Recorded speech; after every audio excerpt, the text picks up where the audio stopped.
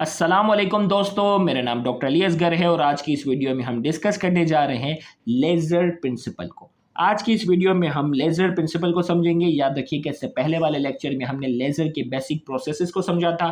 तो आइए स्टार्ट करते हैं। अब लेज़र प्रिंसिपल को समझने के लिए consider a system consist of 3 energy level. अब देखें भाई, 3 एनर्जी लेवल हैं। एक ग्राउंड स्टेट है E1, दूसरा एक्साइटेड स्टेट है E2 और तीसरा है एक्साइटेड स्टेट E3। अब E2 और E3 की जो एनर्जी है वो E1 के मुकाबले में क्या है, ज़्यादा है। इसकी एनर्जी सबसे कम है, फिर इसकी एनर्जी, फिर इसकी एनर्जी। तो E1 की एनर्जी सबसे कम है, इन दोनों की एनर्जी क्या है, ज़्यादा। तो हमने कहा कंसीडर आज system consist of 3 energy level. 3 energy level है E1, E2, E3। Assume that the energy level of E1 is less than E2। E1 की एनर्जी E2 से कम है और E3 से भी कम है। The energy level of E2 is greater then E1। E2 की energy E1 के मुकाबले में ज़्यादा है, लेकिन E3 के मुकाबले में क्या है, कम है। The energy level of E2 is greater then E1। Energy level जो E2 की है वो E1 के मुकाबले में ज्यादा है and less than E3। E3 के मुकाबले में क्या है, कम है। And the energy level of E3 is greater then E1 and E2। E3 की एनर्जी क्या है, सबसे ज्यादा। The energy level E2 is sometimes referred to as metastable state having lifetime of exponent -3 second.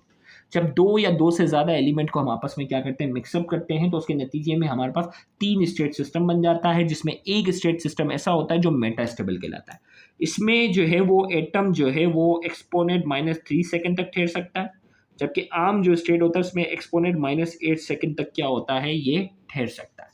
तो अब होगा क्या कि एटम जो है वो क्या है, ग्राउंड स्टेट में। जब उसको एनर्जी दी गई, कितनी एनर्जी दी गई, E1 और E3 के दरमियान जो एनर्जी का डिफरेंस था वो दिया गया। तो एटम जो है वो क्या हुआ, ग्राउंड स्टेट से चला गया एक्साइटेड स्टेट पे। क्या हुआ, इस प्रोसेस को हमने सब पहले समझा था, स्टिमुलेटेड एब्जॉर्प्शन। ये हो गया स्टिमुलेटेड एब्जॉर्प्शन के बाद यहाँ एक्सपोनेंट -8 सेकेंड तक ठहरेगा। एक्सपोनेंट -8 सेकेंड के बाद ठहर कर E3 से E2 में आ जाएगा।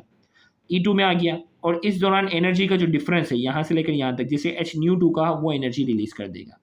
अब यहाँ जो स्टेट बन रहा है ये मेटा स्टेबल स्टेट है और यहाँ एक्सपोनेंट -3 सेकेंड तक क्या है, एटम जो है वो यहाँ ठहर सकता है।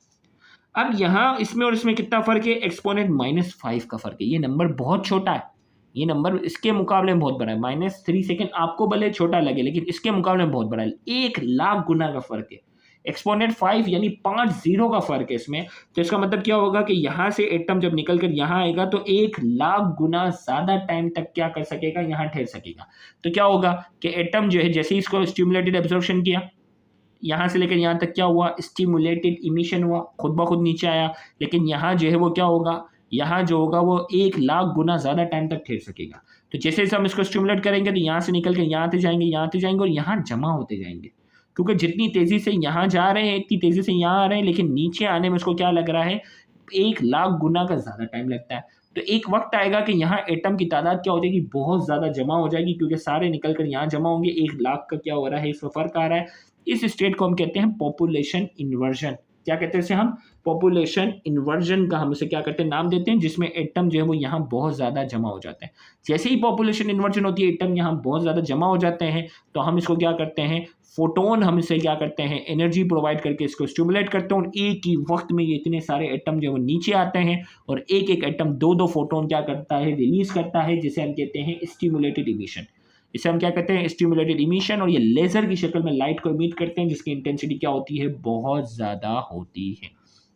आइए अब देखें भाई, यहाँ हमने कहा, यहाँ तक पूरी बात थी। The energy E2 level is metastable, क्योंकि यहाँ ज्यादा देर तक रह सकता है, having a life time of exponent -3। When we supplied light energy which is equal to the energy difference E3 and E1, E3 और E1 के मुकाबले में जो एनर्जी का डिफरेंस था वो हमने प्रोवाइड किया। The electron in the lower energy E1 gets sufficient energy and jump into higher energy state E3। ये देखिए सारी चीज़ अपने अल्फाजों में लिख सकते हैं। तो एटम के पास एनर्जी आ जाती है और वो जंप करता हुआ कहाँ चले जाता है, हायर स्टेट E3 में जो है वो पहुंच जाता है। This process supply energy is called optical pumping. इसे हम कहते हैं ऑप्टिकल पंपिंग। पंप करके हमने एटम को यहाँ हमने जंप करा दिया। Atom, electrons, the flow of electron. अब यहाँ इलेक्ट्रॉन की अगर हम बात करते हैं, electron E1 to E3 is called pumping transition. अब यहाँ जो एटम, या दूसरे अल्फाज में आप इलेक्ट्रॉन की अगर बात करें, बेसिक ट्रांजिशन इलेक्ट्रॉन की हो रही होती है, तो इलेक्ट्रॉन जो है वो जंप करता हुआ कहाँ चला गया, इलेक्ट्रॉन जो है वो जैसे ही जंप करता है उसे पंपिंग ट्रांजिशन कहते हैं। Because of short life time only a small number of electron accumulate in the state energy state E3।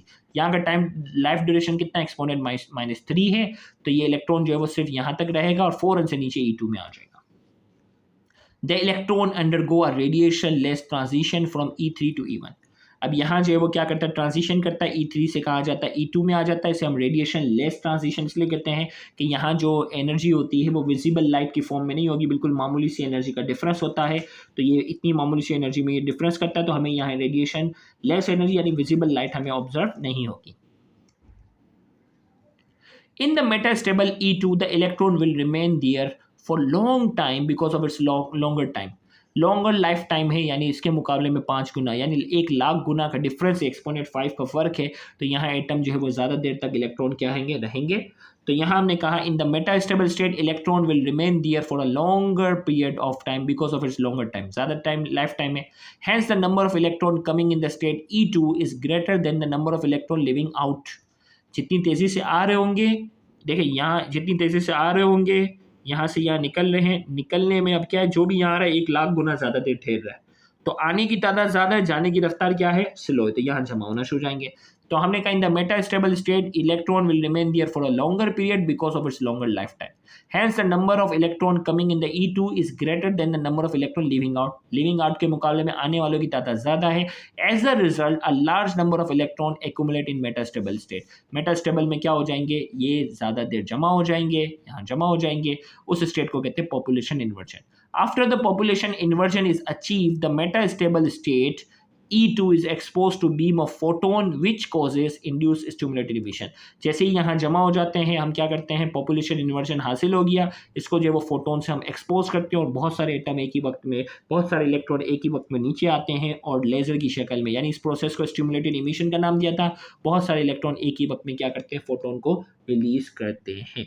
तो यहाँ जाकर हमारा आज का ये लेक्चर जो है वो मुकम्मल होता है लेज़र प्रिंसिपल से रिलेटेड। इंशाल्लाह नेक्स्ट लेक्चर में हम जो है वो हीलियम नियॉन लेज़र के बारे में डिस्कशन करेंगे, तो उस लेक्चर को भी देखना मत भूलिएगा। Thank you very much. अल्लाह हाफ़िज़।